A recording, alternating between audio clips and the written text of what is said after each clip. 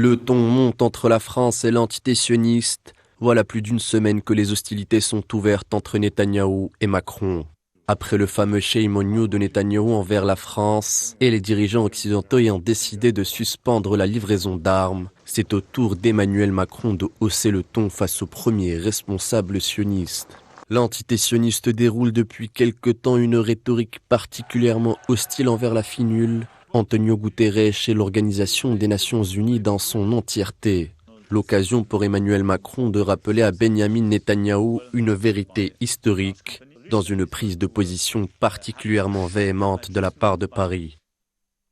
Le Premier ministre israélien Benjamin Netanyahou ne doit pas s'affranchir des décisions prises par l'Organisation des Nations Unies.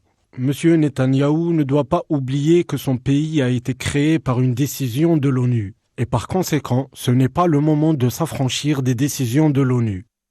Le président français a tenu ses propos lors du dernier Conseil des ministres, une allusion directe à la résolution 181 adoptée en novembre 1947 par les Nations Unies. 3/4 de siècle plus tard, l'entité sioniste veut s'affranchir de l'autorité de l'organisation qui a permis sa création, mais aussi de la tutelle de ses alliés occidentaux, dont Paris, Londres et Washington.